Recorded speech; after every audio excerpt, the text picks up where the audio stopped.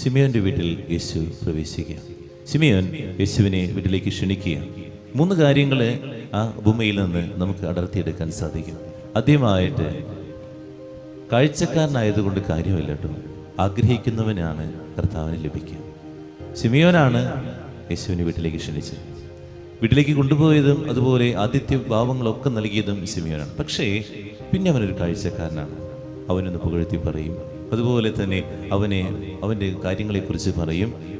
ഒരു പ്രതാപം ഉണ്ടാക്കും എന്നുള്ളത് മാത്രമാണ് ശിമിയോന്റെ മനസ്സിലുണ്ടായത്. എന്നാൽ ആ പാപിനിയായ ആ സ്ത്രീയാണ് യേശുവിൻ്റെ ഹൃദയത്തിലേക്ക് പ്രവേശിച്ചെന്നുള്ളത്. ആഗ്രഹത്തോടുകൂടി അവൾ ചെയ്ത കാര്യങ്ങളാണ് അവളുടെ ജീവിതത്തിലെ അനുഗ്രഹങ്ങൾക്കും കൃപയ്ക്കും കാരണമാക്കിയെന്ന്. നമ്മുടെ ജീവിതത്തിൽ നമ്മൾ മനസ്സിലത്രയേ ഉള്ളൂ, വിശുദ്ധ കുർബാനയിൽ കാഴ്ചക്കാരനായതുകൊണ്ട് കാര്യമില്ല, ആഗ്രഹത്തോടെ വരുന്ന വ്യക്തിക്കാണ് കർത്താവിനെ ലഭിക്കുകയുള്ളൂ. നമ്മളൊക്കെ ശിമിയോനെ പോലെ തന്നെയാണ്. കർത്താവിനെ നമ്മൾ വിളിക്കുന്നുണ്ട്, ഉള്ളിലേക്ക് വിളിക്കുന്നില്ല. കർത്താവിൻ്റെ അടുത്ത് വന്ന് നിൽക്കുന്നുണ്ട്. ഈ ശിമിയോൻ കർത്താവിൻ്റെ അടുത്തൊക്കെ ഉണ്ട്, പക്ഷേ അടുത്തുണ്ടായാലും യേശു അവൻ്റെ ഉള്ളിൽ എത്തിയിട്ടില്ല എന്നുള്ളതാണ്. ആഗ്രഹത്തോടെ വന്ന് നിൽക്കുന്നവനാണ്, ആഗ്രഹത്തോടെ ഇവിടെ ആയിരിക്കുന്നവർക്കാണ് വിശ്വാസത്തോടുകൂടി തീഷ്ണമായ ഒരു ആഗ്രഹമുണ്ട്. ഈ ആഗ്രഹം ഉള്ളിൽ വരുമ്പോഴാണ് യേശു അവൻ്റെ ഉള്ളിലാണ്, അവൻ്റെ കണ്ണുനീരിലേക്കാണ് കർത്താവ് കടന്നു വരുന്നത്. ഞാൻ എൻ്റെ വിശുദ്ധ കുർബാനയിൽ ആഗ്രഹത്തോടു കൂടെയാണോ, അല്ലെങ്കിൽ ഇതും തീർക്കുക എന്നുള്ള ലക്ഷ്യത്തോടു കൂടിയാണ് നമ്മൾ ചിന്തിക്കേണ്ടതാണ്. ഓരോ വിശുദ്ധ കുർബാനയും വെറുതെ കടന്നു പോകുന്ന ഒരു സമയമായിട്ട് മാറരുതട്ടോ. ആഗ്രഹത്തോടെ വരണം, ആഗ്രഹത്തോടെ എന്തൊക്കെ കാര്യങ്ങളൊക്കെ നമ്മൾ ആഗ്രഹത്തോടെ ചെല്ലണേ. എന്തെങ്കിലുമൊക്കെ പണസമ്മതമായ കാര്യങ്ങൾ, അല്ലെങ്കിൽ ഒരു പിക്നിക്ക്, അല്ലെങ്കിൽ എന്തെങ്കിലുമൊക്കെ കാര്യങ്ങൾ, അതിനൊക്കെ നമ്മൾ എന്തോരം ഒരുങ്ങി എന്തുപോലെ സ്വപ്നം കണ്ട അതുപോലെ വില കൊടുത്ത് വരുമ്പോഴാണ് അവിടെ അനുഗ്രഹം ഉണ്ടാകും. ശിവനൊരു വിലയും കൊടുത്തില്ല. അവരുടെ വീട്ടിലേക്ക് ക്ഷണിച്ചു, പിന്നെ കുറേ പേര് അവിടെ ഉണ്ട്.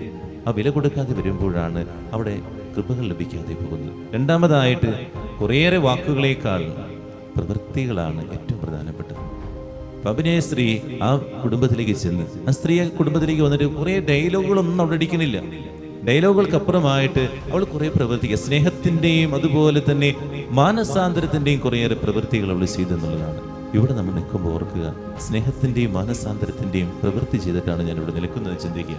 എനിക്ക് എൻ്റെ കർത്താവിൻ്റെ അരികിൽ കൂടുതൽ സ്നേഹം, മറ്റുള്ളതിനേക്കാൾ അപ്പുറമായിട്ട് സ്നേഹം കൊടുക്കാൻ എനിക്ക് പറ്റുന്നുണ്ടോ എന്നുള്ളതാണ് ഏറ്റവും പ്രധാനപ്പെട്ട കാര്യം. മൂന്നാമതായിട്ട്, എല്ലാം ആ പാദത്തിങ്കൽ സമർപ്പിച്ചു എന്നുള്ളതാണ്.